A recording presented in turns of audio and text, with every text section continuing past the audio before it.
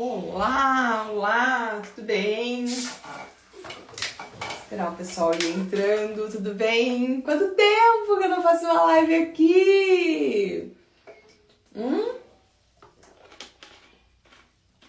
Tudo bem, gente? Esperar o pessoal ir entrando. Uma live meio surpresa, mamãe precisou remarcar, meio de última hora. E aí eu falei, vamos aproveitar o tempo, vamos fazer uma live com a galera do Instagram. Faz tanto tempo que a gente não faz, né? É porque tem tanta coisa aqui na minha casa, gente, que agora que a gente tá se reorganizando. Eu queria colocar como tema fixo aqui, peraí, deixa eu colocar aqui, aí eu vou começar a falar. Eu preparei Vamos lá. Gente, vamos conversar um pouquinho sobre a forma da criança dormir, né? O quanto é importante a gente entender um pouco sobre isso e como é que a gente traz esse direcionamento para os nossos filhos, para que a gente possa fazer essa construção de bons hábitos de sono. Ontem eu postei um vídeo, não sei se ele ainda tá nos stories ou não, de uma cliente de consultoria de um bebê de 5 meses. E era um bebê que tava dando muito trabalho à noite e que tinha associação, assim, muito forte para adormecer. E aí a gente foi trabalhar isso, sabe? Porque, claro, quando a gente vai falar sobre o sono dos nossos filhos, não é só a forma da criança adormecer em si. Eu sempre falo isso aqui pra vocês, tá? Quem tá aqui assistindo essa live agora, que tá assim, eu não sei mais o que fazer, nossa, meu filho é o alecrim dourado, ele deve ser a criança que não gosta de dormir, eu não sei como melhorar isso, eu já fiz de tudo. Eu já estive nesse lugar, tá? Eu já tive essa dor, assim, eu me lembro quando a Diana, eu acertei o sono da Diana quando ela tinha 10 meses, mas até então eu achava que ela era o alecrim dourado, que ela era a criança que não gostava de dormir. E aí eu fui entender que não era isso, na verdade eu estava fazendo uma condução, claro que sempre, a gente quanto mãe sempre tenta acertar, mas eu estava fazendo uma condução errada e eu não estava ensinando algo que era muito importante para ela. Então, a gente parte desse princípio, tá? Toda criança, se ela não tiver um desconforto físico, ela tem condições de fazer um sono noturno de qualidade. Claro que quando a gente está falando de uma criança pequenininha, até ali 3, 4 meses, a criança vai acordar umas 2 vezes para mamar. Criança ali de 7 meses, tem criança que faz a noite inteira já, mas tem criança que vai acordar uma vez para mamar. A partir ali de a criança de 10 meses, que tá com uma boa introdução alimentar, a gente já pode esperar essa criança dormindo a noite inteira, se a gente organizar para que isso aconteça, tá? Tem criança que leva uma única mamada até 1 ano de idade, mas depende muito de um contexto, tá? Então, o primeiro ponto é esse, porque hoje eu vejo colegas, a gente tá em extremos, né? A gente, não só para a educação dos filhos, quanto para a política, para tudo na vida, hoje a gente vive extremos. Então, de um lado, a pessoa falando assim, olha, faz cama compartilhada, expulsa teu marido do quarto, é uma vez só que isso vai acontecer, nunca vi um adulto que dorme mamando, não é? Tem essa galera que fala isso, mas que não olha pro contexto, né? Que não olha pra essa família, que não olha pra essa mãe que tá exausta, que tá cansada, que também precisa descansar, não olha pra essa criança que chega no meio do dia, tá exausta, tá chorando, porque não tem uma boa relação com o sono, né?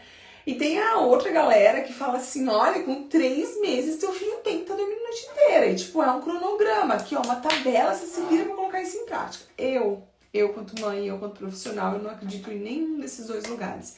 Eu acredito no caminho do meio, tá? No caminho do meio é onde a gente faz uma construção, a gente tem uma organização e o sono flui, tá?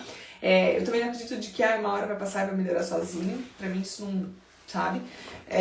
Mas eu preciso sim assumir o meu lugar e conduzir, mas é esse caminho com equilíbrio, respeitando a idade da criança, respeitando o desenvolvimento da criança, tá? Então, é isso.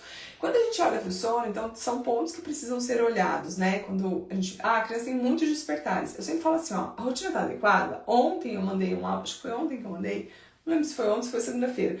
Eu mandei um áudio falando no grupo do WhatsApp. Quem não tá aqui acompanhando a live e não estiver no grupo do WhatsApp, é um convite, o grupo é gratuito, tá? Uma vez por semana, eu sempre mando conteúdo lá. Para que vocês escutem e coloquem de fato em prática na casa de vocês. Ontem eu mandei esse áudio lá, tá?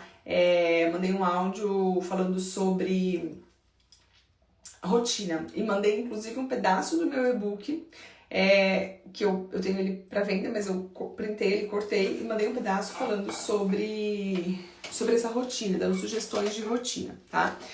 Então, a rotina é um negócio que precisa ser muito organizado, precisa ser olhado, tá? É muito importante isso.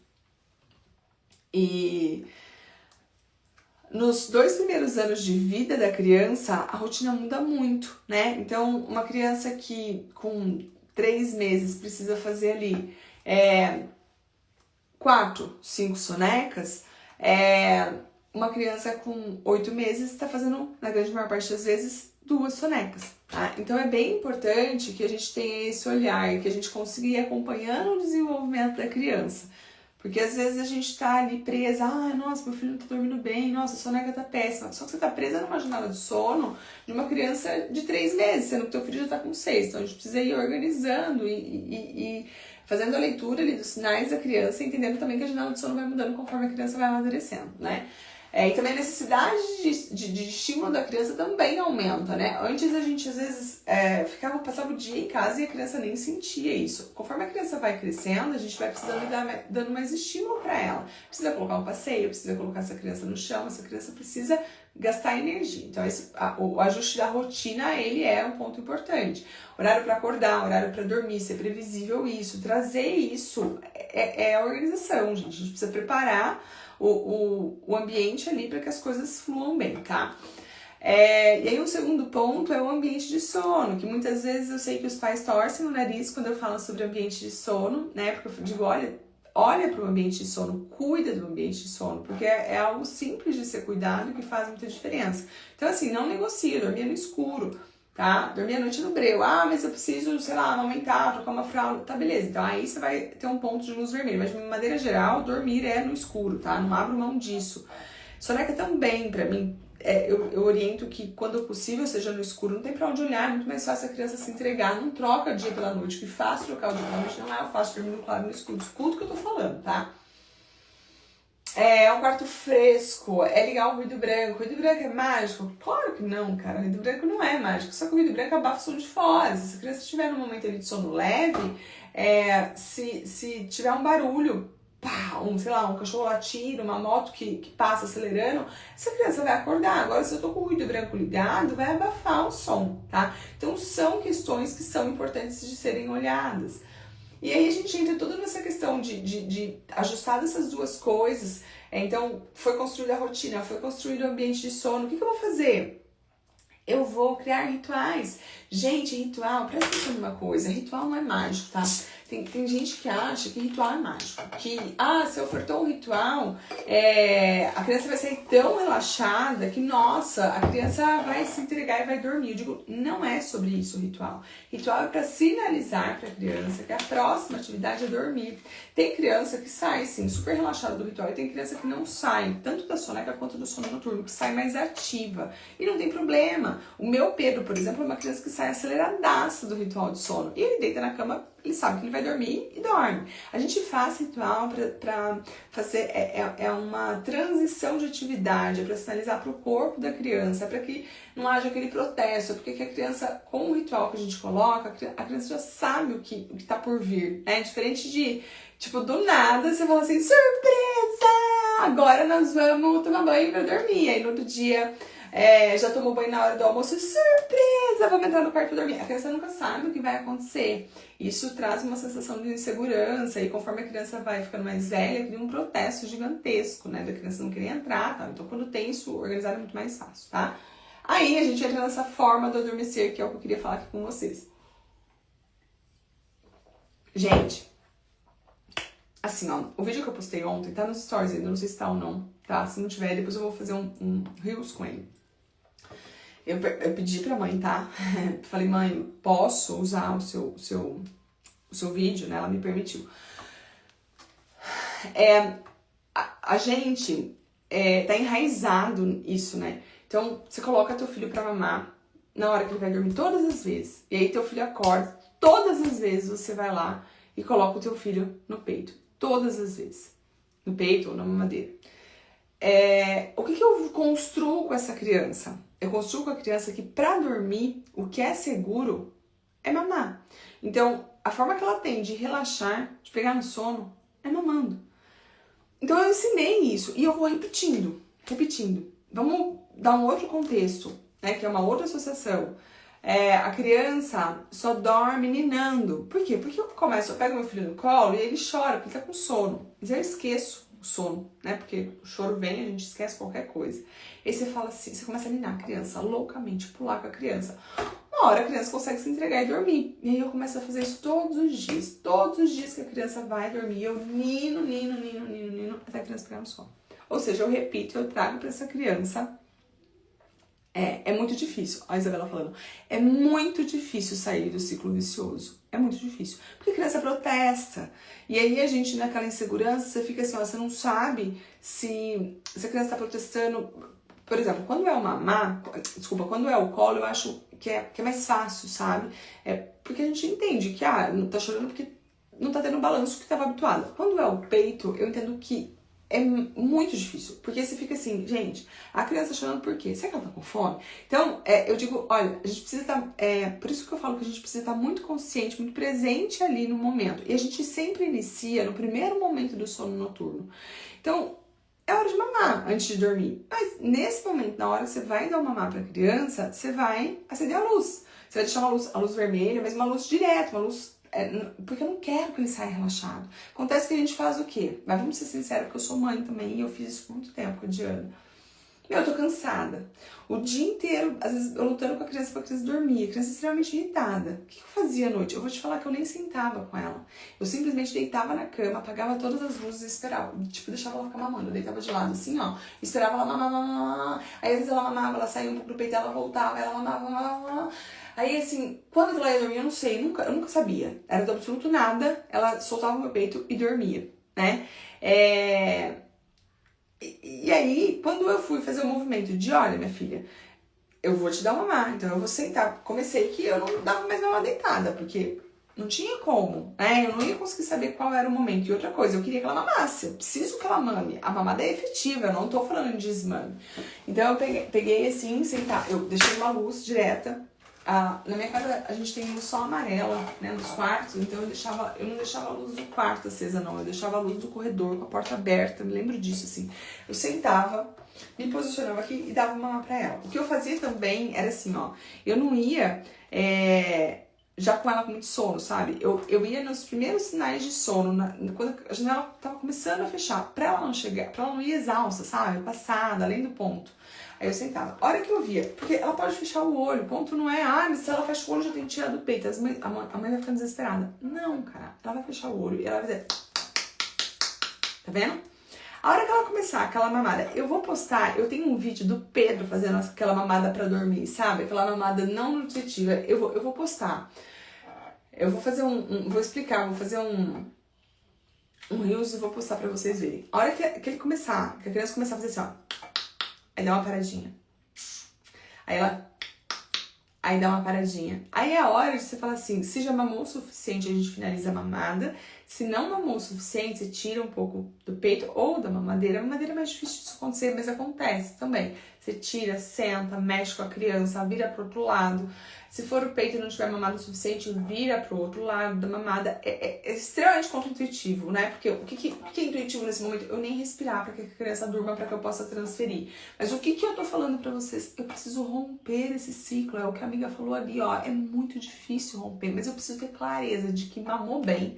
E o protesto tá acontecendo porque eu tô mudando a forma de dormir. E aí eu vou falar uma coisa pra vocês, assim, do fundo do meu coração. Não é fácil escutar o filho da gente protestando. Por inúmeros motivos. Primeiro, não é fácil porque a gente tá cansado, e aí você fala, meu Deus do céu, eu só queria que essa criança entendesse que dá pra dormir, que não é dessa maneira, e silenciasse, né? E também não é fácil porque envolve as nossas questões emocionais ali, né? A criança tá protestando, a gente começa a se questionar, é muito difícil, é difícil mesmo, eu sei que eu vivenciei isso na minha casa. Mas a gente precisa ter clareza de que não tá com dor, de que eu não tô desmamando, eu não tô abandonando, eu não tô traumatizando, eu estou eu digo que é treinando a resiliência da criança. Eu estou realmente expondo essa criança a uma frustração. Ai, mas eu não quero. Tá tudo bem, então você segue amamentando até a criança pegar no sono ali mamando, tá tudo certo. Se teu filho acordar 20 vezes porque precisa mamar pra voltar a dormir, lida com isso. O que eu esses dias falei com uma mãe, eu fui muito clara com ela, eu disse o seguinte: não dá pra você, não, assim, no primeiro momento do sono noturno, você não bancar o fato de que, olha, vai ter que dormir sem ser mamando, traz pro colo, aconchega no colo, e aí no meio da noite eu queria algo diferente. Isso acontece muito. No meio da noite eu quero algo diferente. Eu quero algo... no meio da noite eu quero... sei lá, eu quero que a criança aprenda a emendar o ciclo de sono. É bonita, mas no primeiro momento do sono noturno eu quero deixar dormir mamando. Gente, a gente é adulto, né? Eu preciso ensinar. Então, se não tá legal, se é uma criança que tá acordando muito, se não tá funcional na nossa relação, a gente vai, desde o primeiro momento do sono noturno, entrar de uma forma consciente, entendendo que vai mamar, mas que eu vou tirar do meu peito acordado, ou do peito, da mamadeira, enfim. Vai ter protesto. O protesto, ele faz parte da frustração ali da criança. E ainda bem que essa criança protesta. Eu digo sempre pros pais assim, cara, se não protestarem, que é estranho. Porque o comportamento esperado é, quando a criança, a gente muda algo, quando a criança quer uma coisa e eu oferto outra, ela protesta. Se ela não protestar, eu digo, aí eu preciso avaliar esse comportamento que a criança está tendo. Não é o que é esperado. O esperado é que ela proteste, tá? E aí você vai acolher. E aí, gente, vem um dos grandes ensinamentos da maternidade, sabe? Acolher não é calar. Acolher é dizer, olha, eu tô junto com você. Eu sei que às vezes é chato, mas eu tô junto com você. Mas eu não vou, às vezes, permitir, porque você tá protestando. E aí eu vou sair desse exemplo pra vocês. Eu vou dar um exemplo pra vocês de cadeirinha do carro. Uai, vai pôr na cadeirinha do carro, a criança chora. O que você faz? Eu se mantenho na cadeirinha do carro. Eu converso, eu digo, olha, eu entendo e tal, mas eu banco, porque não é negociável. Você vai limpar o bumbum da criança. São fases, né? Aquela fase que a criança se mexe para um lado, se mexe pro outro, não deixa, chora, arqueia o corpo. Meu, você vai limpar o bumbum mais ou menos? Você vai deixar um bumbum sujo porque a criança tá protestando, porque não tá querendo deitar no trocador? Não, você não vai. Você precisa fazer isso de uma forma, né, correta. Você precisa cuidar disso.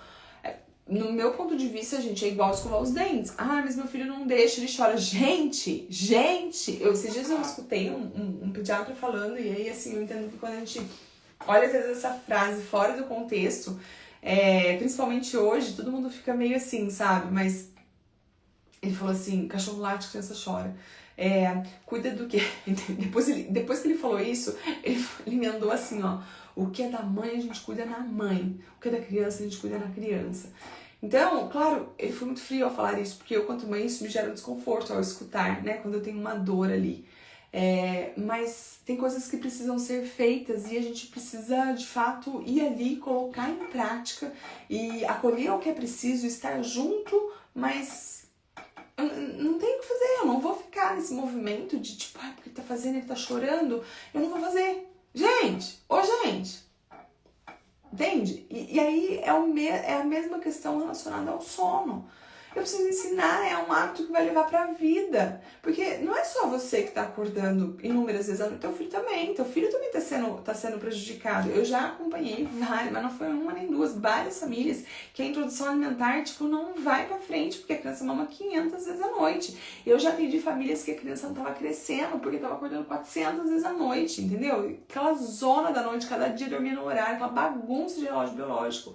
Não dá pra ser assim. Eu preciso entender que eu sou adulta da relação, que eu vou ter que organizar isso, que eu vou ter que estabelecer as coisas, que eu vou ter que estudar, porque não dá pra cada dia. O que eu vejo as pessoas fazendo é cada dia a mesma coisa. Um dia dorme mamando, outro dia dorme no colo, e do nada, no meio da noite, a mãe diz, agora eu não vou deixar dormir mamando. Gente, vamos ser coerentes, né? Vamos ensinar pra essa criança aos poucos, com direcionamento, com assertividade, essa criança entendendo sempre o que eu tô ofertando para ela. Às vezes a gente age no impulso ali da madrugada de querer fazer diferente, ou então a gente faz um momento uma coisa, e aí você passa uma mensagem completamente descabida para a criança. Eu preciso entender que para que a gente possa ter um bom hábito ali, não dá pra ficar uma bagunça, pra ficar tendo várias exceções e a coisa ser cada vez, sabe, mais bagunçada. Eu preciso entender o que eu vou fazer, eu preciso me planejar o que vai ser feito e colocar em prática, tá? Eu sempre falo isso assim, ó, nós vamos iniciar a consultoria, quando a gente vai iniciar a consultoria, é uma fala que eu tenho com os pais. Não fala assim, ó, é porque eu vou tentar um pouquinho. Eu não vou tentar um pouquinho, não. Você vai tentar um pouquinho, você nem tenta, porque possivelmente na mudança da forma do dormir vai ter choro. Ai, mas aí ele vai traumatizar. Gata, você tá com a tua filha no colo. A tua filha não tá dormindo mamando, mas você tá com a tua filha no colo. Como que isso é traumatizar? Isso é frustrar, mas isso faz parte da vida. É eu ensinando pro meu filho que tenho um caminho diferente. Mas aí ele vai chorar assim pra sempre? Claro que não. Ele tá chorando enquanto é novo, ele não sabe direito o que tá acontecendo, ele queria uma coisa, tô dando outra. A criança muda muito rápido. É que a gente não consegue lidar com esse desconforto naquele momento ali e não consegue ser consistente, assim, um pouco, nem precisa de muito, mas um pouco tempo suficiente, às vezes pelo cansaço, enfim, por questões, e colocar isso em prática.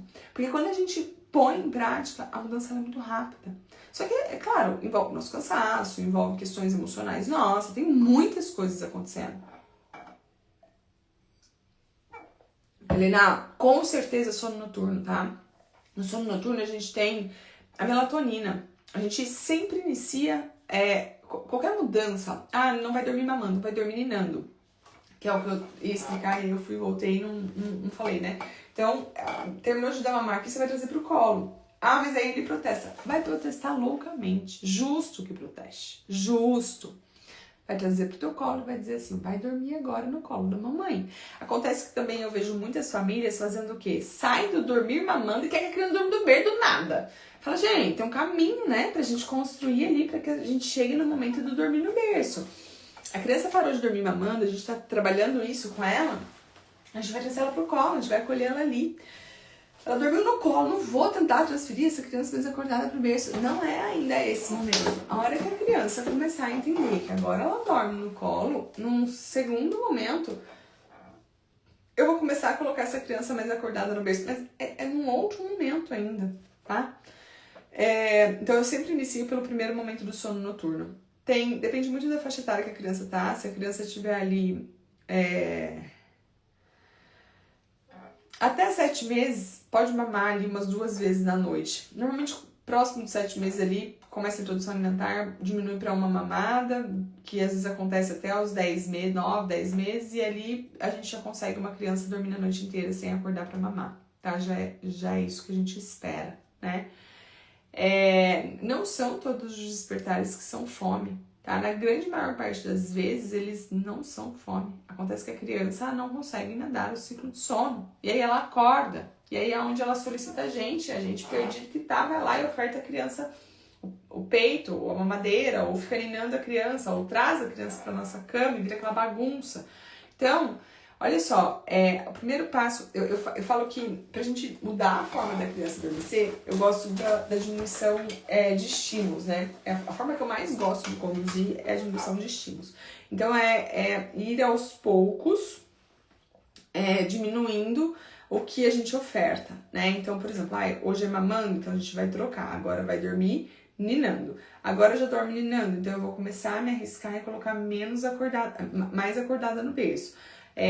Agora tá indo acordada e eu vou ninar dentro do berço. Agora eu vou deixar explorar o berço, deixar pegar no sono ali sozinho. Então é um processo que a gente vai todos os dias. Só que a gente quer as coisas muito rápidas e não funcionam assim. Eu me lembro que da Diana foram uns 2 meses assim para eu deixar tudo muito redondo e ensinar ela a ter total autonomia. É um processo que a criança precisa de muita proximidade nossa, que a criança precisa muito da nossa condução de uma maneira assertiva. Sabe? Eu falo todos os dias isso nos meus atendimentos. Quando a gente está fazendo uma consultoria, eu sempre peço o vídeo para a mãe. A gente vai conversando diariamente. Porque esse suporte para que essa mãe tenha esse direcionamento assertivo, isso conta para a criança. Muitas vezes a mãe está desnorteada, cada hora ela faz uma coisa e aí vai virando uma bagunça. E aí o protesto da criança ele tende a ser cada vez maior, sabe? Então isso é muito importante, tá? Quem tá aqui assistindo tem alguma dúvida? A minha bebê tem 8 meses, acorda de 2 a 3 vezes na madrugada, ainda pode ser fome. Eu acho, claro que com 8 meses assim, eu fico pensando assim, já janta, tá com uma introdução alimentar legal? Se tá, assim, pode já tá fazendo o jejum noturno total, ou se não, uma mamada, tá? Mas 2, 3, Eu acho que, assim, é meio que, ela dorme ninando no primeiro momento do sono noturno, mas pode ser que ela entenda que na madrugada, quando ela acorda, ela mama. Tem muitas crianças que fazem isso. Então, eu olharia isso, sim, com carinho, tá? Minha bebê tem 1 ano, acorda de 2 a 3 vezes à noite, já chorando. Algumas vezes só pega ela, adormece novamente, mas algumas vezes só com a mamadeira. Rola a associação de sono ali, né? Com certeza, com 1 ano eu já quero ela dormir a noite inteira, ela indo pro berço, pegando no sono ali, né? E conseguindo emendar esses ciclos de sono, tá? O meu bebê tem 1 ano e ainda acorda 3 vezes na madrugada, comecei o processo de diminuir as mamas, estou no 3º dia e não tem sido fácil. O que você fala é muito a vivência. É exato, Gabi, com certeza, não é fácil, porque é protesto, porque o protesto da criança, ele vem ali de encontro, principalmente quando é questão da mamada, e quando é peito, vem muito assim, a gente, aquele sentimento de eu estar negligenciando algo, né, e a criança chora com força, né, então, realmente, e aí é no nosso momento de cansaço, então, é tudo muito junto, assim, né, o ponto eu tô dando todo o suporte emocional pro meu filho, né, então é uma construção que a gente vai ter que ter. Gente, eu vou contar uma coisa pra vocês agora muito pessoal aqui, tá? Assim, uma coisa aleatória, só pra vocês entenderem. Não é fácil, em momento nenhum, a gente ver o nosso filho protestando, o nosso filho pedindo alguma coisa. É muito difícil. Eu passei agora, quem me acompanha sabe, eu passei por uma internação do Pedro. Nós ficamos 4 dias internado, ele tem otite de repetição e aí, né, no excesso de zelo, a gente foi ver se não era meningite, porque já tinha vindo com antibiótico. Ele tava com febre ainda, enfim, internando. E tinha que testar, né, se era meningite ou não. E depois que testa, que colhe o líquido, você fica internado tratando como se fosse. Gente, foi muito difícil. E eu tirei a chupeta do Pedro tô aqui tentando pensar, mas eu acho que foi em fevereiro. Não, acho que foi em abril eu tinha tirado a chupeta do Pedro. Ele internado, com certeza eu tinha uma chupeta na minha casa. E aí eu falei, eu vou dar chupeta.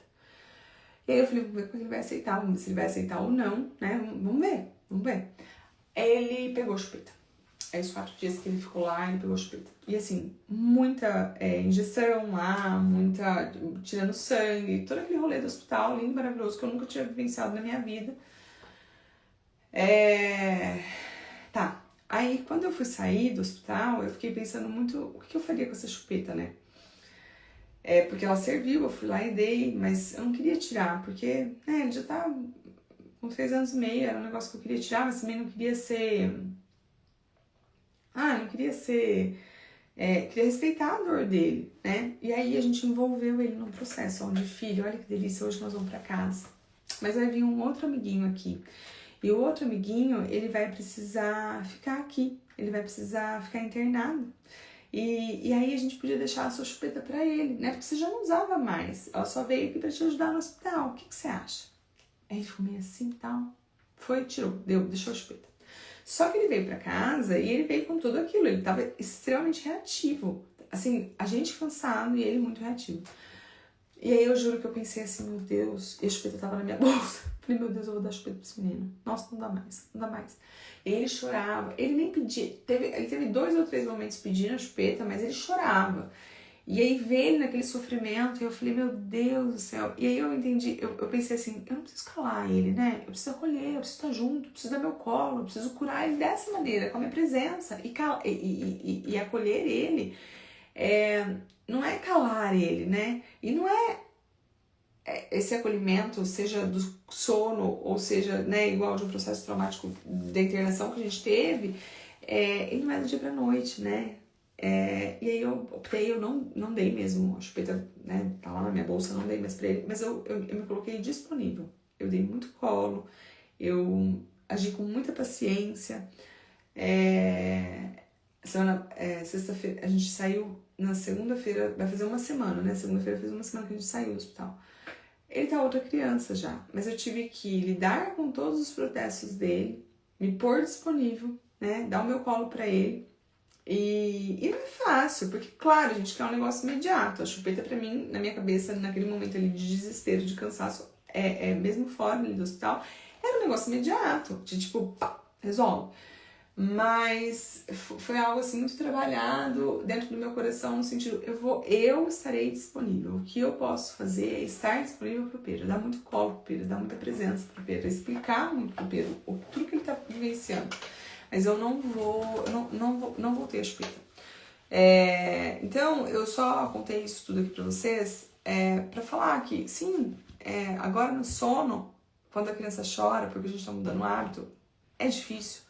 É difícil em outras situações também, como, né, na internação, é difícil na cadeirinha do carro. Quando eu uso o exemplo da cadeirinha do carro, é um exemplo que eu gosto de pegar porque pega assim na dor. Mas eu entendo que também é difícil estar dirigindo com uma criatura berrando atrás, e aí há um misto de, pelo amor de Deus, cala a boca, eu não aguento, e de uma braveza, assim como também de tadinho, tá ali na cadeirinha chorando.